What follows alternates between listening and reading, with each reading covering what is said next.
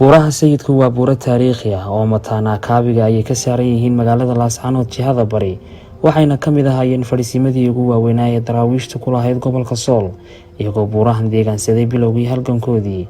Nasiib darro ma laha astaamo u gaar ah oo ay kaga duwan yihiin buuraha kale ee dhigooda ah, iyadoo Laascaanood ay caan ku tahay buuro badan oo ku hareeraysan marka laga reebo xaafadaha sayidka oo kaabiga ku haya buuraha sayidka. Iyadoo ay saa tahay, haddana marnaba hoos uma dhicin taariikhda la xidhiidha halgankii daraawiishta ee ay buurahani lahaayeen.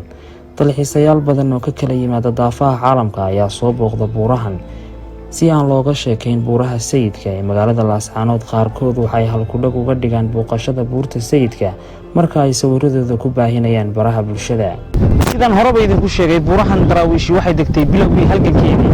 Waxay ka samaysteen laba qalcadood, mid ahaanna waxay u isticmaali jireen dabshidka oo ahaa isgaarsiin si ay ula socdaan tilmaamaha cadowga iyo bidhaamihiisa, iyagoo isgaarsiinaya inuu jiro dareen cadow.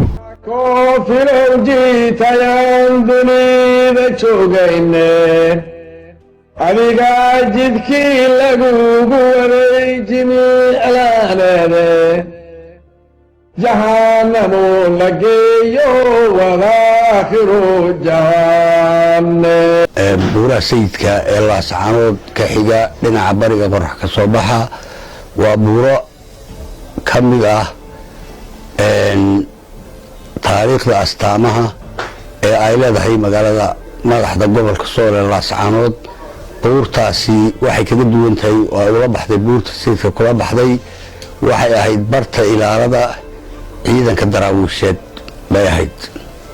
waxa weeye waana xilligii 1920kii ilaa 1920kii intii u dhaxaysay ciidamadiisa ilaaladu ay deganaayeen, iyaga oo ilaalada laga ilaalinayay ciidankaasi uu fadhiyey meesha la yidhaahdo Dalyare oo ah duleedka tuulada Gambare oo tog weyn oo biyala ah, oo halkaana weli ay ku taallo daartii ciidankiisu fadhiyey ilaa daraawiisheed oo ay weli dhisan tahay oo lagu ilaaliyo taariikh ahaan loo ilaaliyo.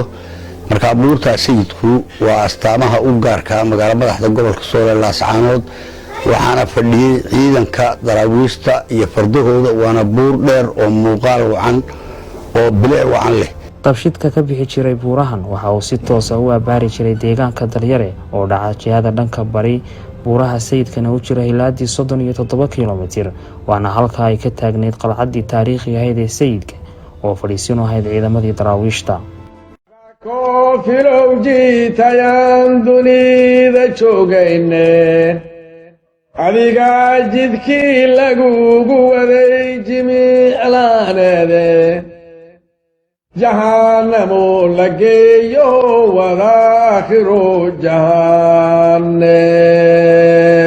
jahanne. haddaan laysjigraarayn tolkay laga jilroonaadhe, waxay noo junjunteen waa jamaashadiinine. ay wariyeen taariikhyahanadu laba dagaal baa aaggan ka dhacay. dagaal wuxuu ahaa dagaalkii hore ee bustaalayaasha la magac baxay. dagaalkaa bustaalayaal wuxuu kula baxay baa la yidhi ciidamo gumaysiga ingiriisku leeyahay baa intay soo raadgateen waxay degeen dhinaca durdurka oo xaggii biyahay daraawiish ka fadhiisteen. ciidamadii daraawiishada qalcadaha saarnaa way tashadeen, waxayna tala kaga ururtay inay habeennimo miraan ciidanka ah. sidii bayna yeeleen. deedna bustayaal fara badan oo cadowgu sitay oo berigaa dee dhulka Soomaalida bustuuba iska yaraa ayay goobtaasi kula baxday bustaalayaal. ingiriisku kadib muu soo haweysan ciidamadii halkan deganaa feejignaantooda darteed. xilliyadii daraawiishi ay jabi doontay, dagaal caana baa wuxuu ka dhacay dooxadan Odagooye oo dhinacan inaga saaran. isna wuxuu ku caan yahay Odagooyo caan ku yahay oo sida gabayda Ismaaciil Mira iyo oo gadaalka dambe tiriyey goobaha waaweyn bay Odagooye ku jirtay, iyana cadowga lagu jabiyey. Cabdi Fataax Maxamed Cabdi, telefishinka Saab, buurta sayidka ee magaalada Laascaanood.